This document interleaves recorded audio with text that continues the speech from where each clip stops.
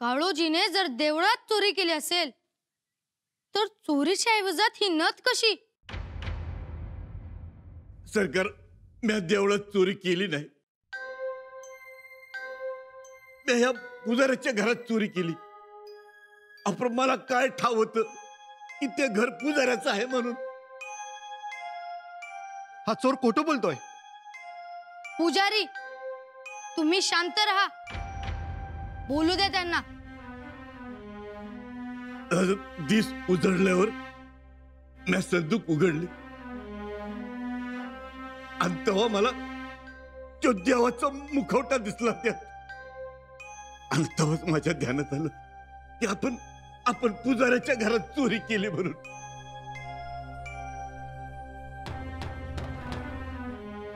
आता आम्हाला दुसरा प्रश्न पडलाय, तो म्हणजे जर पुजाऱ्याच्या घरात चोरी झाली असेल तर तो देवाचा मुखवटा पुजाऱ्याने सांगितल्याप्रमाणे देवळातच होता. हो, मुखवटा आणि नाग देवळातच होता. पण मग तो देवाचा मुखवटा काळोजींना तुमच्या घरी कसा सापडला? हा खोटा म्हणतो युवराज. माझ्यासारख्या पुण्यवंताला भ्रष्ट करण्याचा हा प्रयत्न आहे. युवराज, तुम्ही दाखवताय ती नथ माझ्या घरातली नाही. चोरी देवळात केली या चोरानं. देवळात तर काही पुरावे दिसत नाहीत. चोराने कुलूप फोडले नाही, दरवाजाही तोडला नाही, आणि दुसरी गोष्ट म्हणजे इतर मौल्यवान वस्तू, अभिषेक पात्र, चांदीचा करंडा, देवाची घंटा, नंदीच्या गळ्यातली घुंगुरमाळ हेही चोराने घेऊन जायला हवे होते, पण नाही नेले. का नाही नेले? म्हणजे असे की चोर देवळात आलाच नाही. जर आला असता तर घेऊनही गेला असता. आम्ही म्हणतो देऊळ काय किंवा घर काय, चोरी तर केलीच आहे ना, म्हणजे तो चोर आहे. हो, परंतु मातोश्री, चोरीचे ठिकाण बदलले तर एक नाही 2 चोर सापडतात. ते कसे शंभूराजे? जर देवळात चोरी झाली असेल तर काळोजी चोर, आणि घरात चोरी झाली असेल तर देवाचे दागिने लपून ठेवणारा आणि चोरी होऊनही न सांगणारा तोही चोरच की.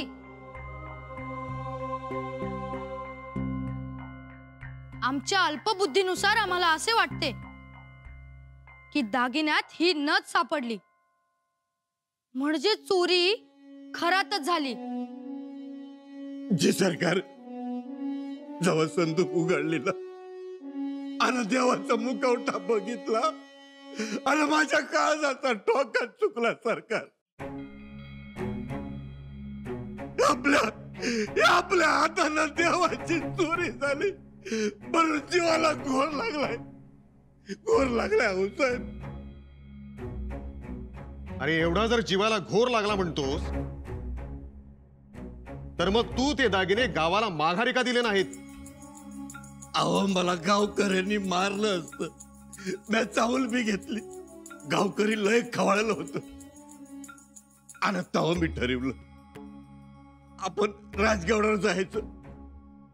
तिथंच आपल्याला अभय मिळेल म्हणून मी इथं आलो. सरकार, म्हणून मी आलोय. शेवटी चोराला सर्वत्र न्याय सारखाच. अहो, चोरी माझा पेशा आहे, पण देवाच्या बाबतीत मी असला खोटेपणा करणार नाही. तरीही चोरी ती चोरीच. हो, परंतु देवाच्या देवळातली नाही, पुजाऱ्याच्या घरातली. आणि याचा अर्थ असा होतो की पुजारी सदरे समोर खोटं बोलले.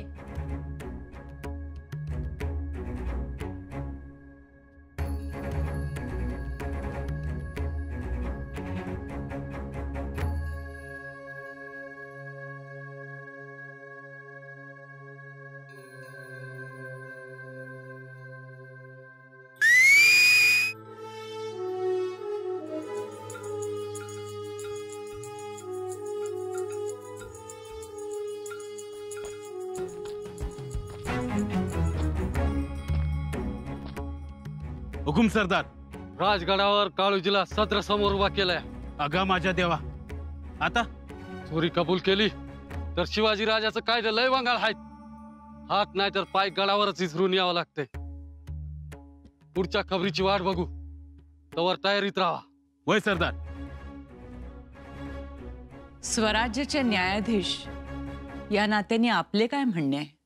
चोरी जर पुराव्यानेशी सिद्ध झाली तर शिक्षा ही होणारच. शिक्षा होणारच. पुजारी, शास्त्रामध्ये या गुन्ह्याला काय शिक्षा आहे? आऊसाहेब, अशा गुन्ह्यास एकच शिक्षा, गुन्हेगाराचे हात तोडणे. होय होय, तोडा हात. म्हणजे चोर दरोडेखोरासनी अद्दल घडल. अद्दल घडवायची. आऊसाहेब,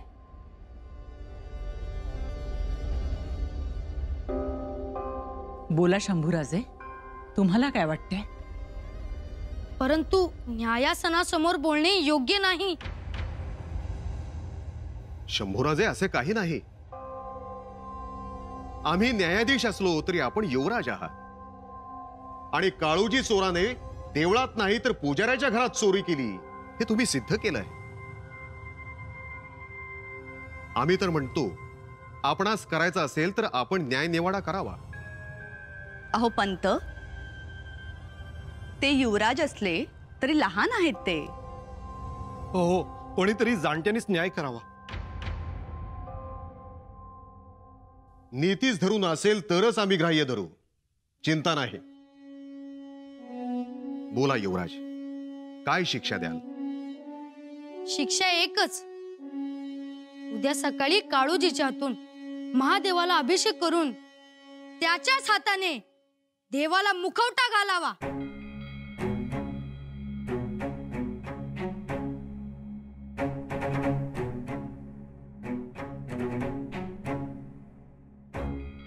हो, असा कसा न्याय? अशाने ते लय शापारत्यात. चोर शिरणार देवळात आणि देवाजवळ जाणार.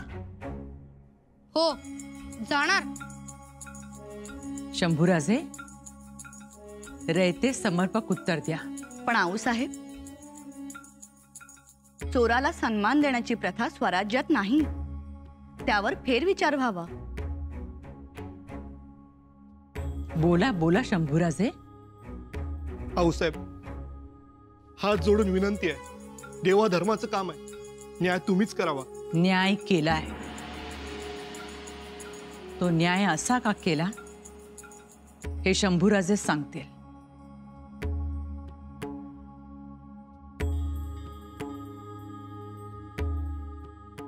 काळोजी आपल्या सर्वांपेक्षा खूप खूप बरे आहेत. देवाच्या भीतीने त्यांनी आपला गुन्हा कबूल केला आणि मुद्देमालासह आले. चोरी करणं हा तर त्याचा पेशा आहे, पण या चोरीबद्दल त्याला आनंद व्हायला हवा. त्यास वाईट वाटण्याचे काहीच कारण नव्हते, तरीही त्याला वाईट वाटलं. तो घाबरला. देवाचे आपण दागिने चोरले हे त्याला पटले नाही. तो भांबावला आणि इथे आला.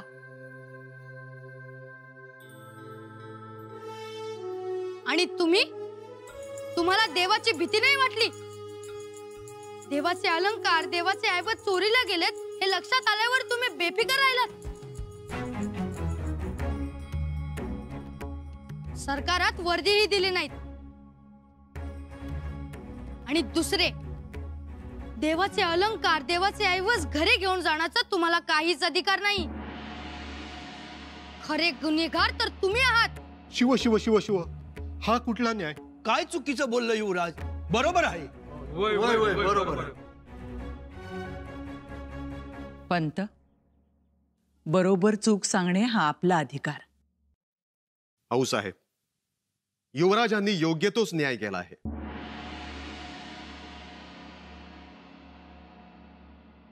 काळोजी, उद्यापर्यंत तुला गड सोडता येणार नाही. आणि पुजारी, पुन्हा असे होणार नाही याची दक्षता घ्या.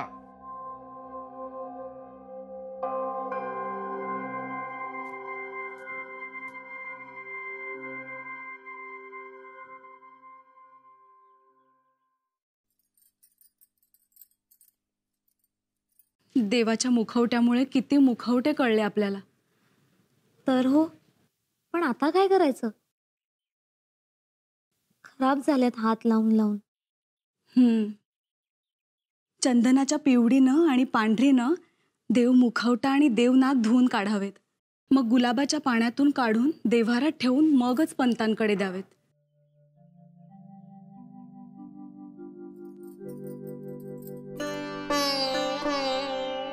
किती सुबक आहे ही घडणावळ. किती पाहिलं तरी मन भरत नाही, समाधान वाटतं. पण खरं सांगायचं झालं तर आम्हाला समाधान वाटतं त्याचं कारण वेगळंच. आमचं मूल बघता बघता न्याय करू लागलं हो. आम्हालाही आनंद आहे, पण आता न्याय केल्यासारखे याबाबत त्या चोरानेही आब राखून राहिले पाहिजे. राहील का राहणार नाही? वाल्या कोळी कोण होता? त्याने तर अन्यायाने आणि अत्याचाराने 7 रांजण भरलं होतं. पण मग उपरती झाली आणि वाल्मिकी होऊन लोकांच्या सुखासाठी रामायण लिहिलं. काळोजीलाही उपरती होईल. राणी साहेब, शंभूराजे लेकराला आणले. शंभूराजे, आम्ही तुमच्या न्यायावर खुश आहोत. आपले आशीर्वाद. काय बोलले, काय न्याय केला. गडावर ज्याच्या त्याच्या तोंडी कौतुक. कुठून एवढे शिकले कुणास ठाऊक. बसा, नजर काढते.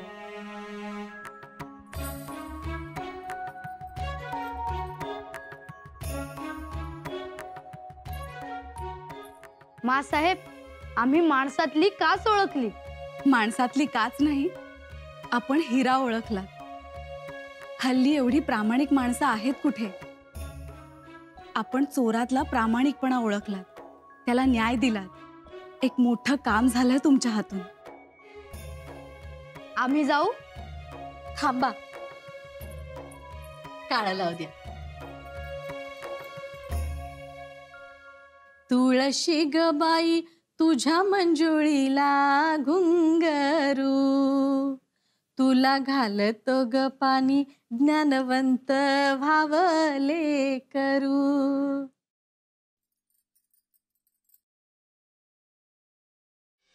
काळूजीला माफी केली हे काय पटलंच नाही. आता मी स्वतः ऐकलं. हे सतयुग आहे भाई. त्याचा खंडोजी खोपडा होणार, त्याचा हात कापणार म्हणजे कापणार. असं कसं? अरे ह्यात बी काहीतरी डाव असणार. आपण सगळे लागू राजाच्या हाती. मग आता आता काळोजीला सोडवायचं. पण ते शिवाजी राजांच्या आई बी होत्या, त्यांच्या देखत झालं समज. आणि तरी बी काळोजीच्या जीवाला धोका आहे. उद्या मंदिराच्या आसपास हत्यार घेऊन दबा धरून बसू आणि मोका मिळताच हल्ला करू आणि घेऊन येऊ काळोजीला.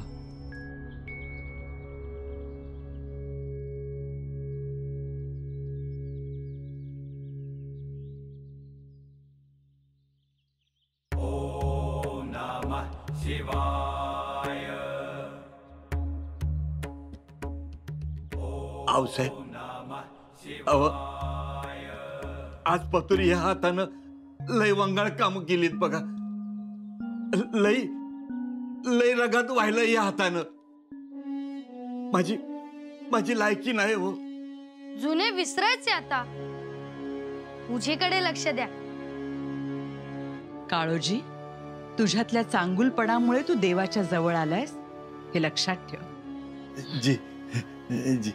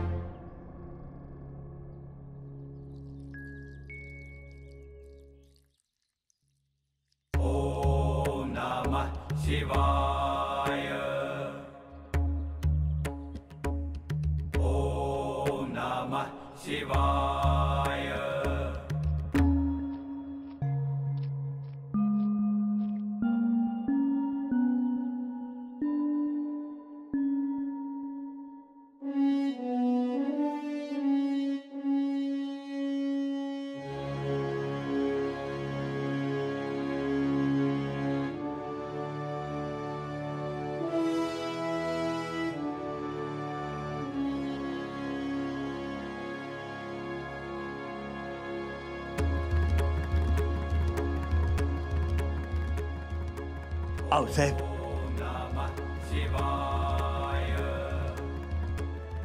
राज,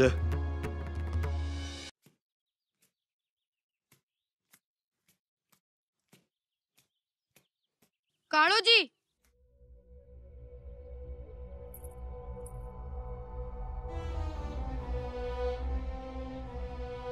आऊसाहेब, न्याय झाला, परंतु हा न्याय अपुरा आहे असे आम्हास वाटते. मतलब आबासाहेबांनी अफजल खानाचं मुंडकं छाटलं, त्या मुंडकाला न्याय मिळाला. आणि हे तर जिवंत माणूस, त्यांचा न्याय पूर्ण व्हायला हवा. पंत, बरोबर? आपण युवराज आहात, बेशक आपण पूर्ण न्याय करावा. न्यायमंत्री, आम्हास वाटते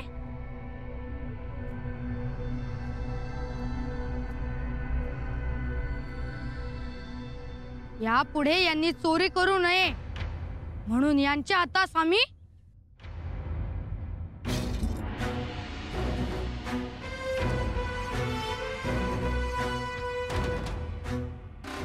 हात पुढे करा. काळूजी,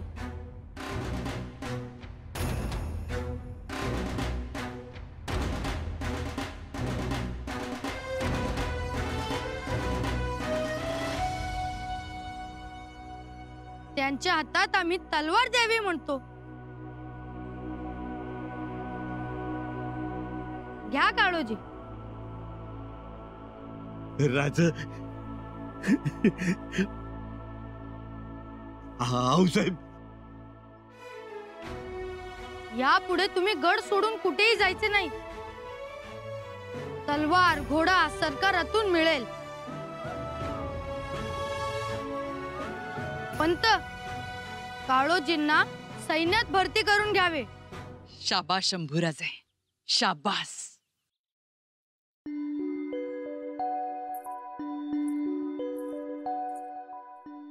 यांचा पिढीजात चोरीचा धंदा बंद केला, परंतु यांच्या पोटाची सोय लावायला विसरला नाही. असं भान असायला हवा. चुकलो राजे, चुकलो आऊसाहेब, चुकलो आम्ही. काय झालं? आमच्या मनात पाप होत.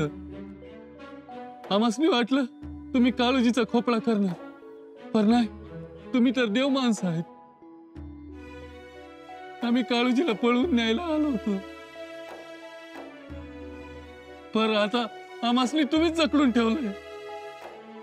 आमचे मन साफ आहे. आमच्या आऊसाहेबांचे, आमच्या आबासाहेबांचे मन साफ. तुम्ही म्हणून आम्ही तुम्हाला स्वराज्याचे मावळे समजतो. काळोजी, शंभूने तुमच्या हाती अभिषेक घडवला, तुमच्या हाती तलवार दिली. तिचा आप ठेवा. लोकांची घरं फोडण्याऐवजी गनिमांची गर्विष्ठ छाताडं फोडा. लोकांची लूट थांबवा, गनिमास लुटा. चोऱ्या माऱ्या कशाला? स्वराज्यात जे मागाल ते मिळेल. आऊसाहेब, या पुढे चोरी नाही. का रे विराजी, नारसो? चोरी नाही. आऊसाहेब, आम्ही या महादेवाला साक्षी ठेवून शपथ घेतो, या पुढे चोरी बंद. आता चोर म्हणून नाही तर मावळा म्हणून जगणार. या स्वराज्याचा शिलेदार म्हणून जगणार. मार!